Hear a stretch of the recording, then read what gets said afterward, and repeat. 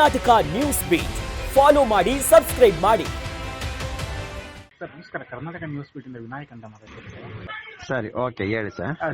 ಧರ್ಮಸ್ಥಳ ಪ್ರಕರಣಕ್ಕೆ ಸಂಬಂಧಪಟ್ಟಂಗೆ ಸರ್, ಈ ಚಿನ್ನಯ್ಯ ಅವರು ರಿಚಾರ್ಜ್ ಸಲ್ಲಿಕೆ ಮಾಡಿದ್ದಾರೆ. ಸಂಬಂಧಪಟ್ಟಂಗೆ ನಿಮ್ದು ಒಂದು ರಿಯಾಕ್ಷನ್ ಬೇಕಿತ್ತು ಸರ್, ಅದಕ್ಕೆ ಕಾಲ್ ಮಾಡಿದ್ದೆ. ಹೇಳಿ ಸರ್. ಅದೇ ಸರ್, ಫಸ್ಟಿಗೆ ಅವರೇ ದೂರು ಕೊಟ್ಟಿದ್ರು, ಇಲ್ಲೆಲ್ಲ ಬುಲ್ಡೆ ಇದೆ ಅಂತ ಇಲ್ಲ, ಹೆಣ್ಣು ಊಟ ಹಾಕಿದ್ವಿ ಅಂತ. ಬಟ್ ಈಗ ಅವರು ರಿಚಾರ್ಜ್ ಸಲ್ಲಿಕೆ ಮಾಡಿದ್ದಾರೆ. ನಿಮ್ಮ ಫಸ್ಟ್ ರಿಯಾಕ್ಷನ್ ಏನು ಸರ್? ಸರ್, ಇದು ಇವಾಗ ನಮ್ಮನ್ನು ನಾವು ಷಡ್ಯಂತ್ರ ಅಂತ ಹೇಳ್ತಾ ಇದ್ರಲ್ಲ ಸರ್. ಓಕೆ. ಇದರಲ್ಲಿ ಜನರಿಗೆ ಗೊತ್ತಾಗ್ತಾ ಇದೆ ಯಾರು ಷಡ್ಯಂತ್ರ ಮಾಡ್ತಾ ಇರೋದಂತ. ಓಕೆ ಸರ್, 200 ಕೋಟಿದಲ್ಲಿ ಆಗ್ತಾ ಇದಾರಲ್ಲ ಸರ್. ಹಂಗಾರೆ SIT ಅನ್ನು ಸುಮ್ಮನೆ ಕೂತಿದ್ರ? ನಮ್ಮನ್ನು 15-10 ದಿನ ತನಿಖೆ ಮಾಡುವ ಅವ್ರಿಗೇನು SIT ಅವ್ರಿಗೆ ಸಿಗ್ಲಿಲ್ವಾ ಸರ್? ಬ್ಯಾಂಕ್ ಖಾತೆನೇನು ಸಿಗ್ಲಿಲ್ವಾ ಸರ್? ಇದು ನನ್ನ ಪ್ರಕಾರವಾಗಿ ಇದು ದೊಡ್ಡ ಒಂದು ಪಿತೂರಿ ಆಗ್ತಾ ಇರೋದು.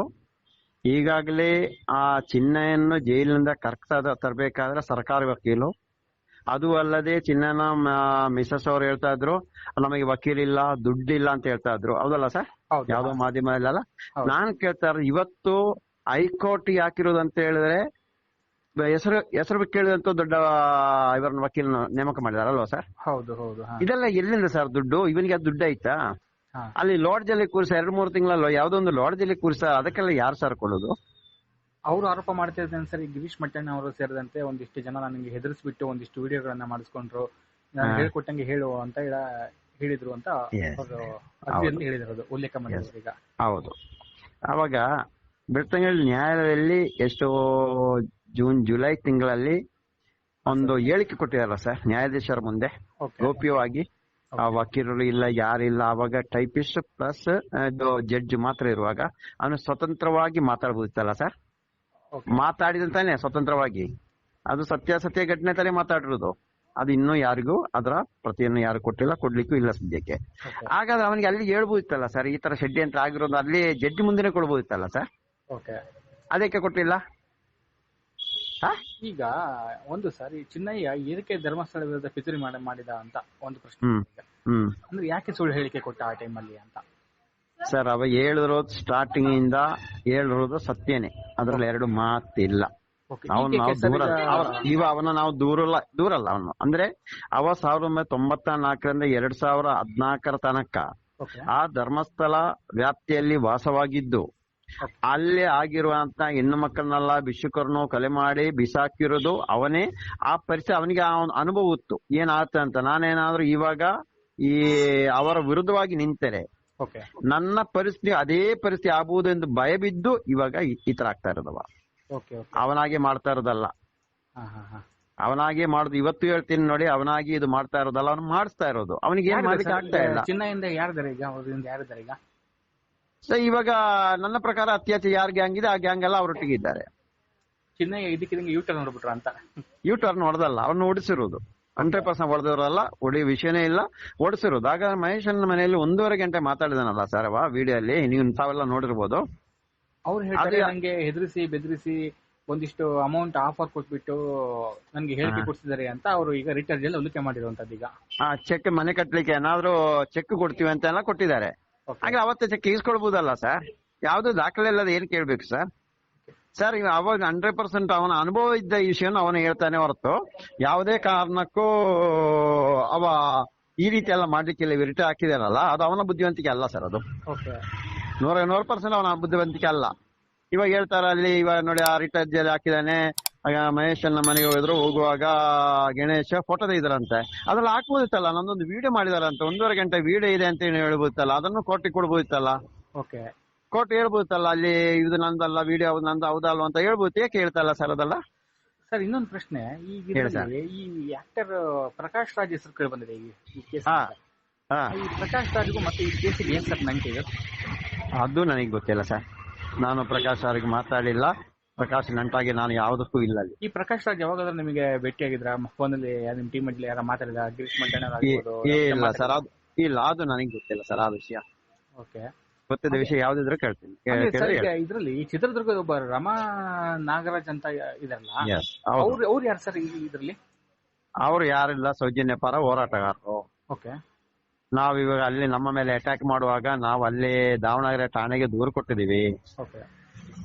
ಈ ರೀತಿಯಲ್ಲಿ ನಮ್ಮ ಮೇಲೆ ಅಟ್ಯಾಕ್ ಮಾಡಿರೋರೆ ನಾವು ಅವರ ವಿರುದ್ಧ ದೂರ ಯಾರು ಕೊಟ್ಟಿದ್ದಾರೆ ಅವರ ಮೇಲೆಲ್ಲ ಇವ ಆರೋಪ ಮಾಡ್ತಾ ಇದ್ದಾರೆ. ಅವರೆಲ್ಲ ಹೋರಾಟಗಾರರು, ಅದು ಇಡೀ ಕರ್ನಾಟಕ ರಾಜ್ಯದ ಜನತೆಗೆ ಗೊತ್ತು. ನಮ್ಮ ರಮಾ ನಾಗರಾಜ್ ಅಂದ್ರೆ ಯಾರು ಎಂಬುದನ್ನು ಗೊತ್ತವರು, ಪಕ್ಕ ಅವ್ರಿಗೆ ನ್ಯಾಯಯುತ ಹೋರಾಟಗಾರ. ಅದು ಅಲ್ಲ, ನಮ್ಮ ಪರವಾಗಿ SIT ಗೆಲ್ಲ ದೂರು ಕೊಟ್ಟವರು ನೋಡಿ. ಜಯಂತ್ ಅವರಿಗೆ ಇವಾಗ ಏನಚ್ಚೆ ಮೇಲೆ ನಾವು ಸುಮ್ಮನೆ ಎಲ್ಲ ಇನ್ನೊಂದು ದೂರ ಎಲ್ಲ ಕೊಟ್ಟಿದ್ದಾರೆ ಅವರು. ಈ ರೀತಿಯಲ್ಲಿ ನಮಗೆ ಒಂದು ಸಪೋರ್ಟ್ ಮಾಡಿದ್ರು, ಅದು ಬೇರೆ ಯಾವುದಲ್ಲ ಸರ್. ಅವರು ಅವರ ಹೆಸರನ್ನು ಉಲ್ಲೇಖ ಮಾಡಿದ್ದಾರೆ. SIT ತನಿಖೆ ಮಾಡ್ತಿತ್ತು, ಪ್ರಾಥಮಿಕ ವರದಿಯನ್ನ ಸರ್ಕಾರಕ್ಕೆ ಸಲ್ಲಿಕೆ ಮಾಡಿತ್ತು. ಬಟ್ ವರದಿ ಯಾಕೆ ಬಹಿರಂಗ ಆಗ್ಲಿಲ್ಲ ಸರ್? ಇದ್ರದ್ದು ಬಹಿರಂಗ ಆಗ್ತಾ ಇಲ್ಲ ಅಂತ ಸರ್. ಬಹಿರಂಗ ಅಂದ್ರೆ ಎಲ್ಲ ತನಿಖೆ ಹಂತಕ್ಕೆ ಬರ್ಬೇಕಲ್ಲ ಸರ್. ಅದು ಅಲ್ಲದೆ ಮತ್ತೆ ಏನಂತ ಹೇಳಿದ್ರೆ ನಮಗೂ ಅದನ್ನೇ ಕೇಳ್ತಾ ಇದ್ದೆ, SIT ಅವರೇ ಕೇಳ್ತಾ ಇದ್ರು ಸರ್ಕಾರಕ್ಕೆ ನಮಗೆ ತನಿಖೆ ಕೊಡಿ, ಬಹಿರಂಗ ಅಂತೆಲ್ಲ ತನಿಖೆ ಕೊಡಿ ಅಂತ ಕೇಳ್ತಾ ಇದ್ರು, ಸರ್ಕಾರ ಕೊಡ್ತಾ ಇರಲಿಲ್ಲ.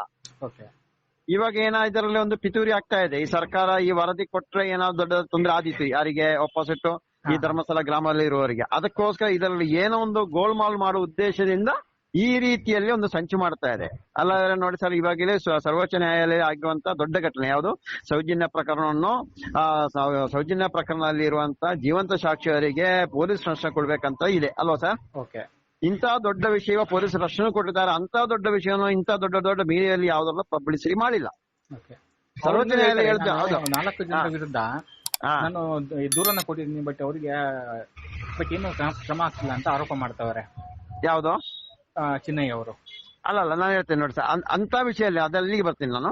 ಅಂತ ವಿಷಯವನ್ನು ಇಷ್ಟು ದೊಡ್ಡ ಮಾಧ್ಯಮವರು ಯಾರು ಸುದ್ದಿ ಮಾಡದೆ ಖಾಲಿ ಚಿನ್ನಯ್ಯ ಹೈಕೋರ್ಟ್ಗೆ ಹೋಗಿ ಕೊಡುವಾಗ ದೊಡ್ಡದಾಗಿ ಸುದ್ದಿ ಮಾಡಿ, ಇದು ನಮ್ಮ ಹೋರಾಟಗಾರರ ತೇಜೋವಧೆ, ಹೋರಾಟಗಾರರ ಮೇಲೆ ಹಲ್ಲೆ ಮಾಡುವಂತ ಒಂದು ಪಿತೂರಿ ಅಂತ ನಾನು ಹೇಳ್ತಾ ಇದ್ದೀನಿ ಇವಾಗ.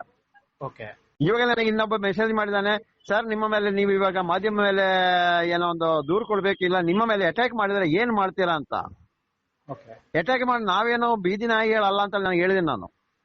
ನಾವು ಹೋರಾಟ ಮಾಡ್ತಾರೋ ಅತ್ಯಾಚಾರ ವಿರುದ್ಧ, ದೇಶದ್ರೋಹಿ ಕೃತ್ಯ ಮಾಡಿದವ್ರ ವಿರುದ್ಧ ಹೋರಾಟ ಮಾಡ್ತಾರೋ, ಅದಕ್ಕೆಲ್ಲ ತಯಾರಾಗಿ ನಿಂತಿರೋದು, ಬೇರೆ ಯಾವ್ದಕ್ಕಲ್ಲ ಅಂತ ಹೇಳಿದೀನಿ. ಈ ರೀತಿಯಲ್ಲಿ ನೋಡಿ ಒಂದೊಂದು ಕಡೆಯಿಂದ ಈ ತರ ಬರ್ತಾ ಇದೆ, ನಿಮ್ಮ ಮೇಲೆ ಅಟ್ಯಾಕ್ ಮಾಡ್ಬೋದು, ಈ ರೀತಿಯಲ್ಲಿ ಅಟ್ಯಾಕ್ ಮಾಡೋ ಕೆಲಸ ಮಾಡ್ತಾ ಇದಾರೆ ಸರ್. ಮತ್ತಿನ್ನೊಂದು ವಿಷಯ ಹೇಳ್ತೀನಿ ಸರ್, ಇವಾಗ ಚಿನ್ನಯ್ಯನಿಗೆ ನೋಡಿ ಇನ್ನೂ ಹೇಳ್ತೇನೆ, ಈ ಹಿಂದೆನೆ ನಾನು ಧರ್ಮಸ್ಥಳ ಪೊಲೀಸ್ ಠಾಣೆಗೆ ದೂರು ನೀಡಿದೆ, ಚಿನ್ನಯ್ಯನಿಗೆ ರಕ್ಷಣೆ ಕೊಡ್ಬೇಕಂತ ಹೇಳಿ. ಇನ್ನೂ ಹೇಳ್ತಾ ಇದ್ದೀನಿ, ನಾನು ಆದಷ್ಟು ಬೇಗ ನಮ್ಮ ಗೃಹ ಮಂತ್ರಿಯವರನ್ನು ಮೀಟ್ ಮಾಡ್ತೀನಿ, ಮೀಟ್ ಮಾಡಿ ಇನ್ನೂ ಪತ್ರ ನೇರವಾಗಿ ಮೀಟ್ ಮಾಡಿ ಅವ್ರಿಗೆ ಕೊಡ್ತೇನೆ.